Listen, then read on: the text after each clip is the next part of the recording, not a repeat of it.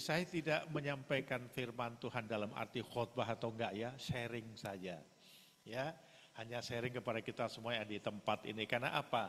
Kalau kita lihat temanya, saya kira ya kita semua sudah mengalaminya. Bukan hanya sekedar, oh kita baca, kemudian kita pahami, tapi kita mengalami. Kalau kita sudah mengalami, itu kita lebih mudah menyampaikan pada orang lain karena itu sudah terjadi dalam kehidupan kita. Seperti halnya yang dialami oleh Ayub. Ya, Ayub diperhadapkan begitu banyak pergumulan persoalan yang hebat, yang luar biasa. Padahal kalau kita lihat bahwa Alkitab mengatakan bahwa dia orang yang baik, dia yang takut, ya. Dia sungguh-sungguh melakukan apa yang Tuhan kehendaki dalam kehidupannya sesuai dengan catatan dari kitab Ayub itu. Tapi lewat proses yang cukup panjang, akhirnya dia tahu ternyata apa? Pemahaman pengertian dia tentang Allah itu kata orang. Ya, itu kata orang. Bukan dari pengalaman pribadinya, tapi setelah lihat perjalanannya cukup panjang, akhirnya dia mengerti, dia paham. Ya, dia mengerti, dia paham, oh ternyata semua itu adalah proses yang Tuhan izinkan. Ada 4 orang yang Tuhan izinkan untuk menjadi penasihat dia.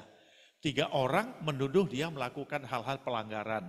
Yang satu melanggar, satu berdosa, dan itu karena apa? Respon dia terhadap apa yang Tuhan izinkan terjadi dalam kehidupannya. Tapi ada 1 orang yang lebih muda dari yang tua-tua itu justru memberitahu kepada dia bahwa apa yang terjadi dalam kehidupannya itu bukan oleh karena dosa, bukan karena pelanggaran, bukan karena perilaku yang tidak berkenan pada Tuhan. Ya, tapi respon dia untuk menanggapi apa yang Tuhan izinkan terjadi. Dan akhirnya dia bisa mengerti dan paham. Dari orang lain, dia mengenal Allah. Tapi setelah proses pergumulan itu, baru dia tahu. Dia mengalami dengan penuh kesungguhan hati apa yang dialami itu, sehingga dia katakan, ya, karena ia tahu jalan hidupku, maka kalau ia menguji aku akan timbul seperti emas. Nah ini yang terjadi ya. Nah Bapak Ibu Saudara, konteks kita masa kini ada begitu banyak problem yang dihadapi oleh banyak orang. Ya, masalah-masalah yang Tuhan izinkan terjadi dalam kehidupan kita, berkaitan dengan masalah kesehatan kita, berkaitan dengan masalah keuangan atau ekonomi, keluarga kita, suami istri yang kurang baik, relasi kurang baik antara suami istri, orang tua dengan anak, dengan mertua, dengan keluarga besar, belum lagi masalah-masalah yang dihadapi ketika kita bekerja. Ya, kemudian ketika kita melayani sama-sama hamba Tuhan, sama-sama pendeta, sama-sama itu ada begitu banyak persoalan yang terjadi dalam kehidupan kita semua. Ada banyak persoalan yang terjadi. Nah, ketika pergumulan persoalan yang terjadi, itu juga ada banyak bagaimana orang itu bisa menghadapinya. Yang pertama, begitu dia melihat persoalan yang begitu besar, dia sudah hopeless. Dia ketakutan, kekhawatiran, apa yang harus saya lakukan? Saya tidak mungkin bisa menyelesaikan masalah begitu besar ini. Kenapa? Persoalan datang belum selesai, tumbuh lagi satu. Masalah datang, tumbuh lagi satu. Masalah lagi, dan belum selesai, masalah tambah lagi dengan persoalan-persoalan yang lainnya. Ya, seperti yang saya sampaikan tadi, bisa dari dalam, bisa dari luar. Nah kondisi seperti ini, satu membuat orang hopeless, hilang pengharapan, gak bisa buat apa-apa. Menyerah total, nggak berbuat apa-apa. Yang kedua, orang lari dari persoalan. Persoalan itu dibiarkan saja, dia lari dari persoalan, cari jalan pintas untuk bisa menyelesaikan persoalan yang ada. Dan yang ketiga, orang menghadapinya persoalan itu. Dia yakin dan percaya dengan kekuatannya, dengan kemampuannya, dengan akal budinya, dengan apa yang selama ini dia pelajari berkaitan dengan masalah psikologi, antropologi dan seterusnya, budaya dan seterusnya, termasuk juga mungkin dia baca Alkitab, dia yakin percaya dia bisa menyelesaikan masalah itu semuanya. Tapi dari semua yang saya sampaikan tadi, tidak ada satupun yang bisa menyelesaikan dengan tuntas, tas. Nah, itu sebabnya kita perlu belajar dari Alkitab ini. Saya kira tema ini cukup menarik karena berbanding terbalik dengan yang lainnya. Biasanya persoalan pergumulan yang ada kita harus menghadapi dengan kekuatan, dengan kemampuan, dengan akal pikir, dengan logika, dengan semua yang ada. Yang pernah kita alami secara empiris maupun dengan apa yang kita pelajari secara teori-teori yang ada. Tapi ini berbanding terbalik dengan apa yang dialami oleh Rasul Paulus. Ketika ia berada di jemaat di Korintus, maka suratnya ditulis untuk memberikan jawaban. Ada 1 Korintus, ada 2 Korintus. Nah 2 Korintus ini yang merupakan jawaban dari apa yang dia hadapi. Dan yang dihadapi pergumulan ini bukan gampang, bukan kecil, bukan sepele. Nah, itu sebabnya kalau di dalam 2 Korintus ya di barangkali perlu dicantumkan juga ya. Tema kita adalah kekuatan di tengah pergumulan hidup ya, kekuatan di tengah pergumulan hidup.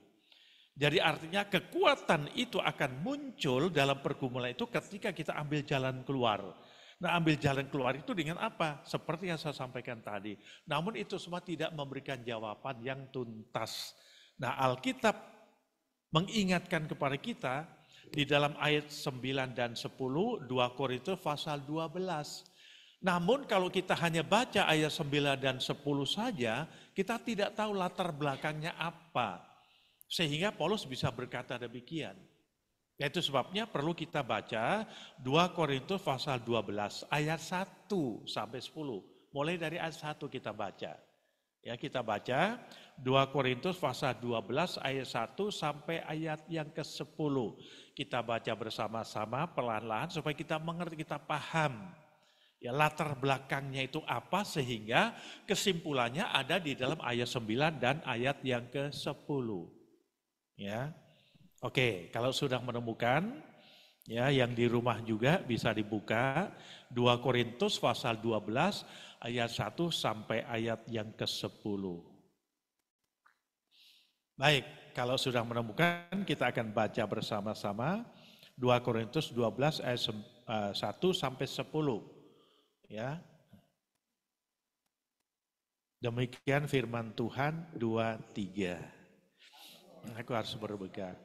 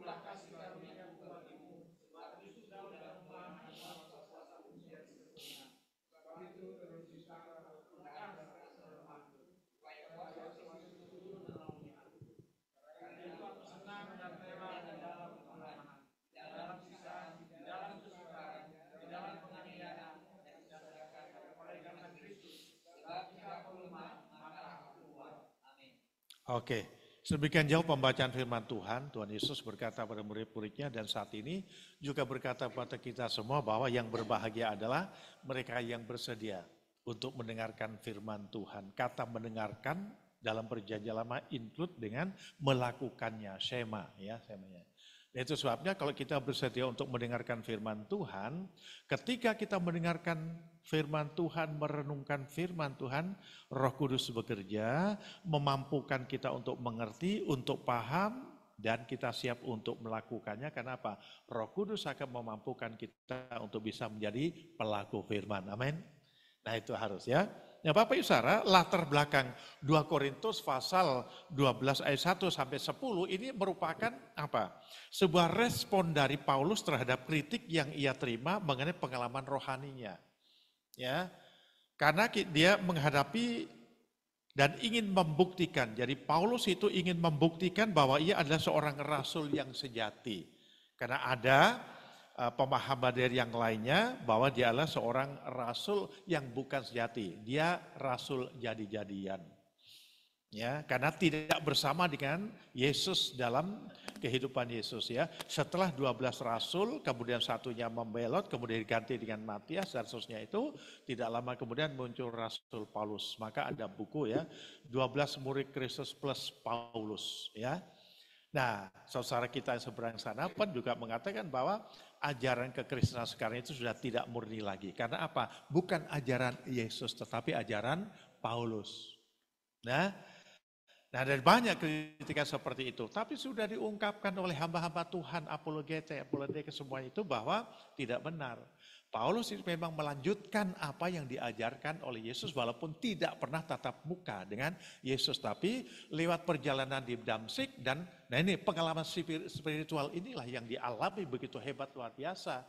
Ya sebanding dengan mereka sebenarnya, tapi rasul-rasul yang lain tidak melihat Paulus seperti itu. Itu sebabnya Paulus ingin membuktikan bahwa ia adalah seorang rasul sejati meskipun tidak memiliki pengalaman rohani yang luar biasa seperti yang diklaim oleh para rasul lainnya.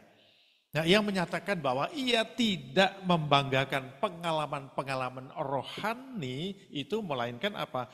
Membanggakan kelemahan, penderitaan yang ia alami oleh karena Kristus.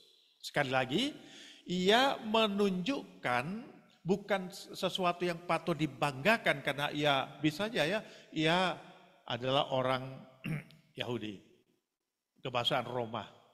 Ya, dia orang yang hebat. Soal hukum Taurat dia bisa. Soal yang lainnya juga bisa, dia mampu. Ketika ia harus berdiskusi dengan banyak orang, termasuk orang-orang Yunani dan filsafat Yunani dan seterusnya, dia mampu menjawabnya semua. Tapi itu bukan merupakan sesuatu yang patut dia banggakan. Ada begitu banyak persoalan yang terjadi dalam kehidupannya.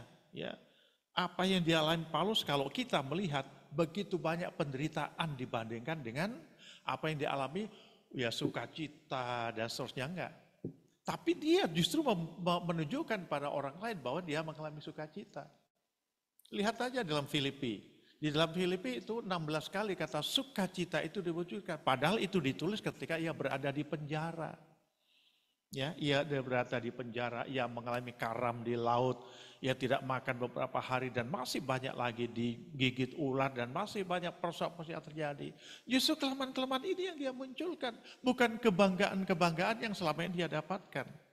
Jadi Paulus ingin menunjukkan bahwa kekuatan Allah itu sempurna di dalam kelemahan manusia dan bahwa ia dapat bersukacita di dalam penderitaan karena Kristus.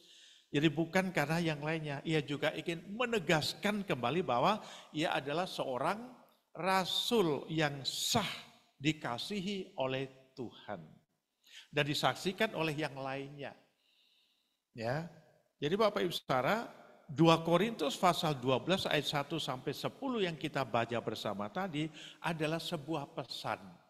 Sebuah pesan yang menekankan pentingnya kerendahan hati karena kekuatan Allah di dalam kelemahan dan sukacita dalam penderitaan demi Kristus itulah yang dimunculkan, itulah yang ditonjolkan. Dan saya 100% meyakini bahwa apa yang disampaikan oleh Paulus itu merupakan ya ajaran dari Yesus juga. Ya, saya membandingkan dari Injil dan juga kitab atau Galatia. Kemudian diungkapkan lewat hukum Taurat dalam kitab Galatia dan seterusnya. Itu jelas sekali. Jadi Paulus meneruskan ajaran Yesus, bukan membuat ajaran sendiri. Nah, soal penderitaan itu juga dialami oleh Yesus. Soal kerendahan hati itu juga menjadi teladan Yesus yang diteladani oleh Paulus. Nah, mari kita lihat Bapak Ibu Saudara, pergumulan Paulus di sini sesuai dengan apa yang sudah kita baca bersama tadi ya. Jadi setiap manusia, kita semua dan di luar sana pasti memiliki masalah dan pergumulan hidup. Ya. Masing-masing bisa sama, serupa tapi tidak sama, bisa berbeda. Dan yang namanya pergumulan Bapak Ibu Saudara pastilah tidak menyenangkan. Nah kalau pergumulan itu tidak menyenangkan, orang akan berusaha bagaimana untuk keluar dari pergumulan. Dia tidak mau tinggal lama-lama di dalam pergumulan. Tetapi yang diinginkan adalah secepatnya keluar dari masalah, keluar dari pergumulan yang ada di depannya, yang ada di dalamnya. Itu sebabnya mereka berkumpul begitu rupa, seperti yang saya sampaikan tadi. Ada usaha, ada upaya yang dilakukannya dengan kekuatan kemampuan sendiri. Tapi di sini kita melihat sebagai seorang hamba Tuhan, Paulus juga tidak luput dari pergumulan hidup yang berat. Ya. Dan dia menyebutkan ada duri di dalam dagingnya. Ada duri di dalam daging. Nah pergumulan ini cukup berat, dia sebut sebagai duri dalam daging. Saking beratnya pergumulan tersebut, sehingga ia harus meminta pertolongan Tuhan dan 3 kali dia berdoa. Ya, ada tafsiran duri dalam daging yang pertama itu adalah penyakit yang dialami oleh Paulus yang tidak tersembuhkan. Dan dia berusaha begitu rupa untuk bisa sembuh dari sakit penyakit karena bagi dia kalau sakit penyakit yang ada terus ini menghalangi, menghambat perjalanan kehidupan dia sebagai seorang rasul. Tapi faktanya kita lihat tidak. Ketika dia berdoa 3 kali dengan kesungguhan hati supaya terlepas dari semuanya itu, ternyata jawaban Tuhan lain. Dan ini tidak membuat dia hopeless, tidak membuat dia patah arang, putus harap sehingga dia ambil jalan keluar. Tidak, tapi mengikuti arus Tuhan. Dan yang kedua, ada yang memahami bahwa ini adalah apa? Seperti yang saya sampaikan tadi, pergumulan perusahaannya dia adalah ketika dia mau melayani dengan penuh kesungguhan hati, melakukan apa yang Tuhan kehendaki dalam hidupnya, ternyata ada orang-orang para rasul ini salah paham terhadap kehadiran dia sebagai rasul. Tidak menganggap bahwa Paulus sebagai rasul yang sejati seperti para rasul yang lainnya. Alasannya apa? Tidak mengikuti perjalanan kehidupan bersama dengan Yesus. Ya. Tetapi pengalaman spiritual yang dialami inilah yang membuat dia paham dan mengerti. Akhirnya belajar terus. Walaupun sebenarnya dia bisa saja belajar secara otodidak. Tapi dia berada di kaki Yesus untuk terus belajar. Nah 2 Korintus pasal 12 ayat 7 sampai 9. Ya, nah ini baru jawaban dia. Dan supaya aku jangan meninggikan diri karena penyataan-penyataan yang luar biasa itu. Maka aku diberi suatu duri dalam dagingku, yaitu seorang utusan iblis untuk menggocoh aku supaya aku jangan meninggikan diri. Tentang hal itu aku sudah 3 kali berseru kepada Tuhan supaya utusan iblis itu mundur daripadaku. Tetapi ternyata Tuhan tidak mengabulkan doa Paulus. Ya. Tuhan tidak mengabulkan doa Paulus. Justru Tuhan mengizinkan Paulus tetap mengalami pergumulannya. Karena dengan begitu Tuhan bisa menyatakan kuasanya yang sempurna. Itu sebabnya Bapak Ibu Saudara, Paulus berkata bahwa ia lebih suka bermegah di dalam kelemahannya. Ya, bermegah di dalam kelemahannya supaya apa? Supaya kuasa Kristus itu turun menaungi dia. Sebab jika aku lemah, aku kuat. Itu sebabnya Bapak Ibu Saudara, ada banyak dipanggil oleh Tuhan orang-orang yang tidak seperti orang pada umumnya, orang hebat, pintar, luar biasa, dan seterusnya enggak. Ya, ada banyak, dia tukang kayu. Dia nelayan, ya, dia seorang yang termarginalkan, terpinggirkan, bisa juga seorang perempuan, ya, yang disebut wanita tunasusila dan seterusnya, ya, ada Ribka. Kalau kita lihat apa silsilah Yesus, ya silsilah Yesus mulai dari Adam dan seterusnya, ada 2 ya, mulai dari Adam dan seterusnya itu bicara tentang kemanusiaannya, mulai Daud dan seterusnya itu bicara tentang keilahiannya. Dan kita lihat di situ, tidak semua orang hebat, tidak semua orang yang sempurna. Ada seorang pelacur, ya seperti Rahab.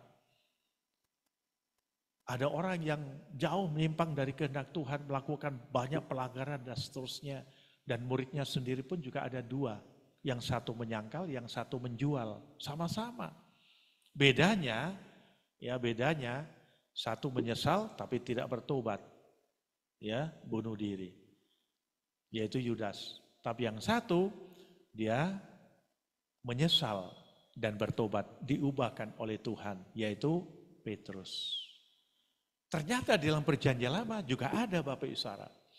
Ya, siapa itu? Saul dengan Daud. Saya selalu memberikan perbandingan. Dalam perjanjian lama ada, dalam perjanjian baru juga ada. Dalam perjanjian lama ada Saul. Saul adalah raja yang hebat. Daud pun juga raja yang hebat. Saul jatuh dalam dosa. Oleh karena apa? Dia melanggar peraturan Tuhan. Melakukan apa yang tidak boleh dilakukan oleh orang lain, yaitu melakukan tugas imam.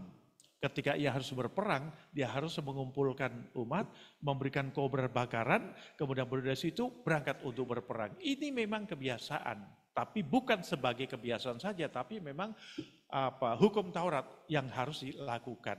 Dan ketika dia menunggu 2-3 hari dia datang, dia ambil alih alasannya apa? Orang lain yang mendorong dia untuk melakukannya. Dan dia lakukan hal itu. Ditegur oleh Tuhan. Tidak mengaku, justru apa? Membenarkan diri dengan cara menyalahkan orang lain. Ya. Nah ini yang sering terjadi dalam kehidupan kita juga. Sulit orang kalau ketika ditegur itu menerima teguran itu dengan sukacita. Bahwa ada orang yang mengasihi saya, maka saya ditegur. Tapi selalu apa? Tidak bisa menerima teguran itu. Maka apa? Membenarkan diri dengan cara menyalahkan orang lain. Aku melakukan itu apakah dorongan Israel karena begitu hebat maka saya melakukan itu. Padahal sebagai seorang raja apapun yang dikehendaki oleh rakyat kalau memang itu tidak berkenan pada Tuhan ya dia tidak harus lakukan.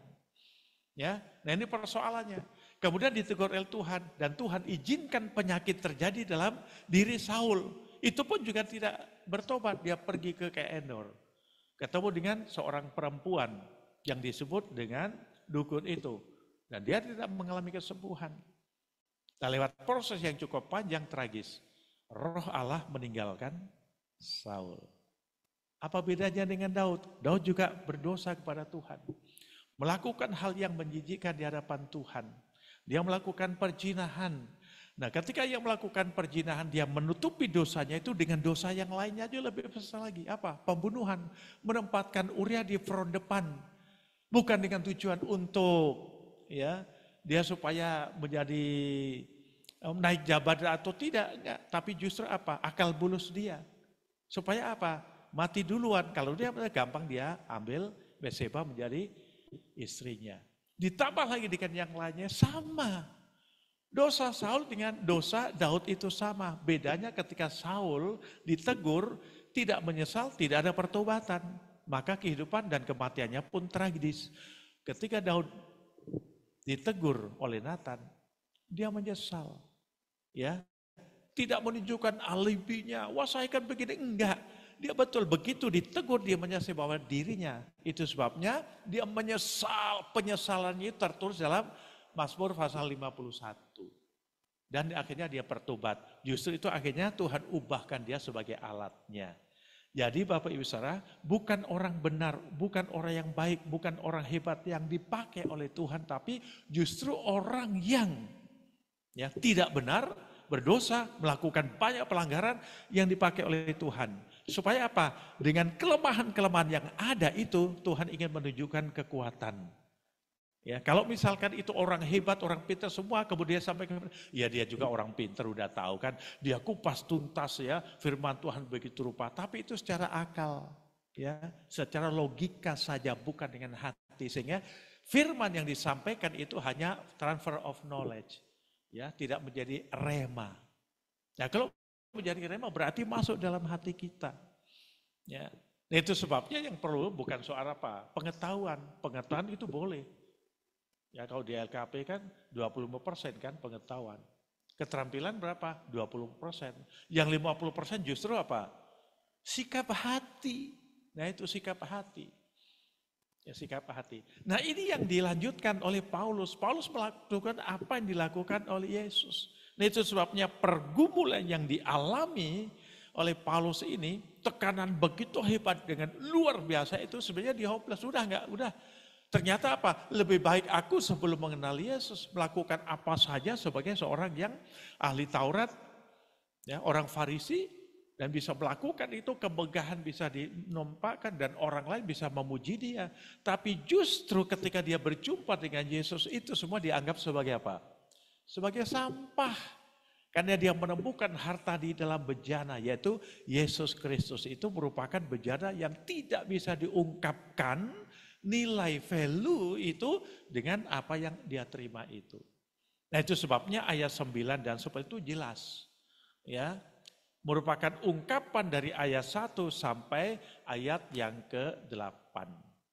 Ya, mulai dari ayat 7 semuanya, 7, 8, 9, dan 10. Jadi Bapak Ibu Saudara, ada kekuatan di dalam pergumulan. Ada kekuatan di dalam pergumulan. Jadi kelebihan, kekuatan, dan kesuksesan itu seringkali apa? Membuat manusia jatuh di dalam dosa kesombongan. Ya. Tidak sedikit orang yang menjadi tinggi hati karena berbagai macam kelebihan yang dimilikinya.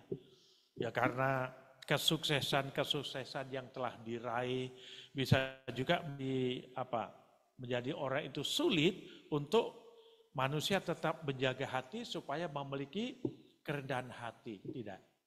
Ya, dari pengalaman Paulus ini Bapak Ibu Saudara, kita bisa belajar bahwa terkadang Tuhan menjawab doa kita itu bukan dengan cara menyingkirkan beban pergumulan. Tuhan, ya, kalau boleh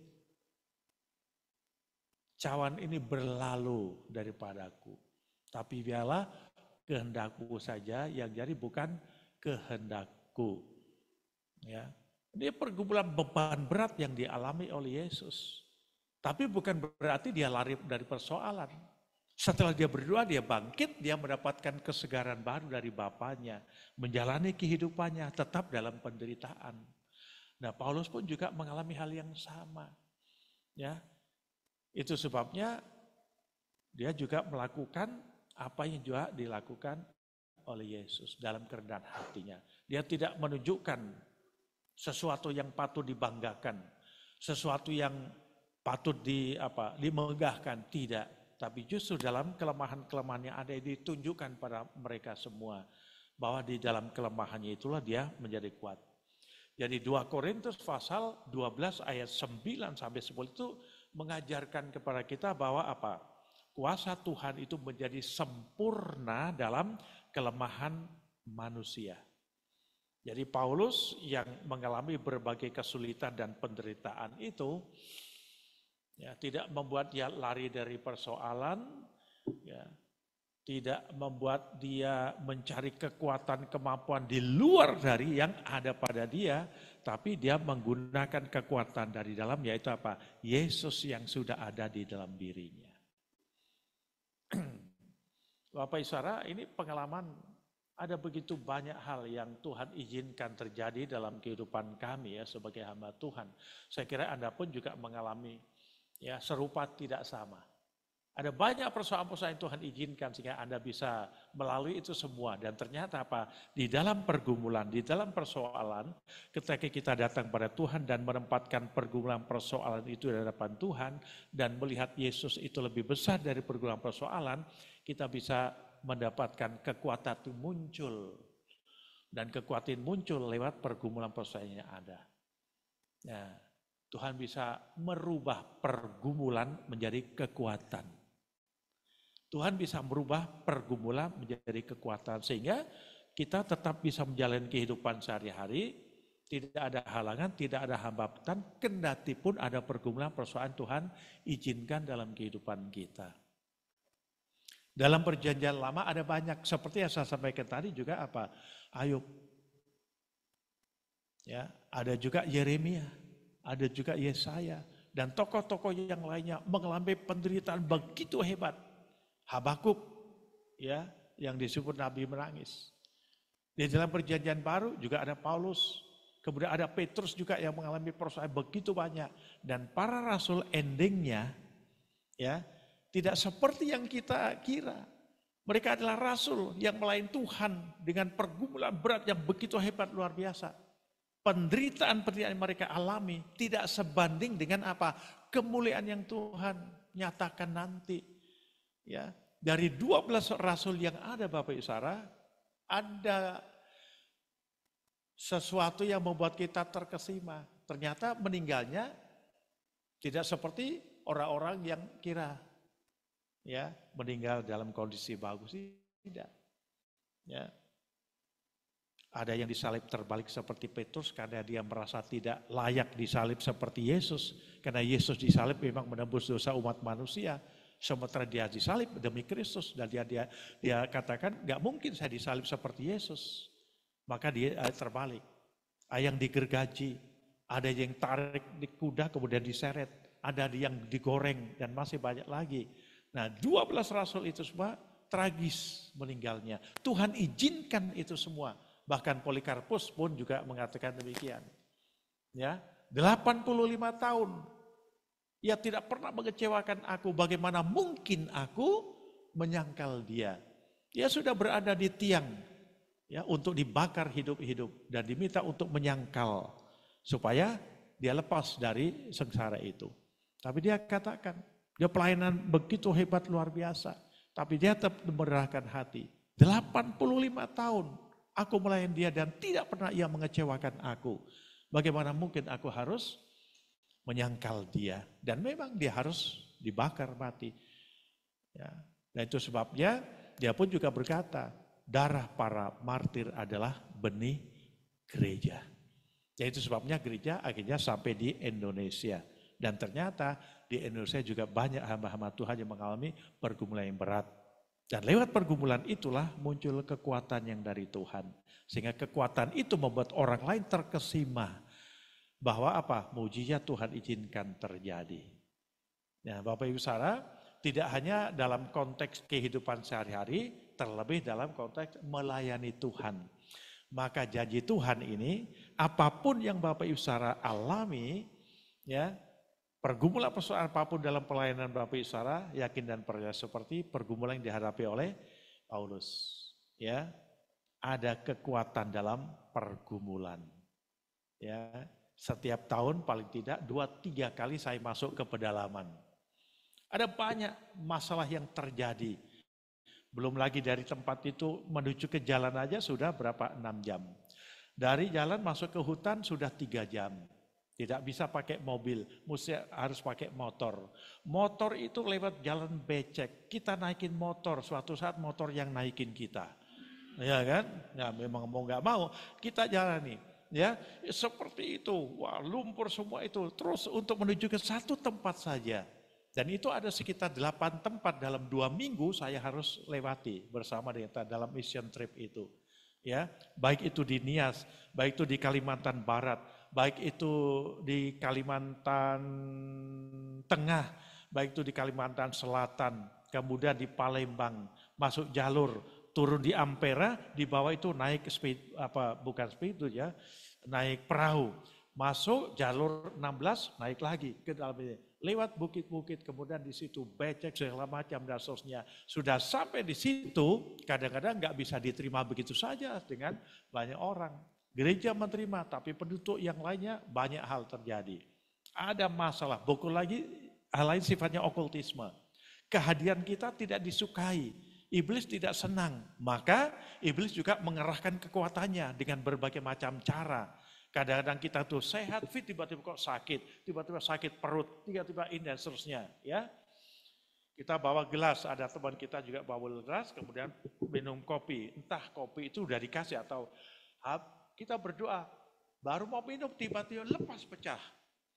Ya, kan nggak mungkin tidak disentuh, tidak di apa-apa, hanya dipegang. Ya ada kopinya itu, kemudian kita angkat mau minum, tiba-tiba lepas, cek langsung pecah.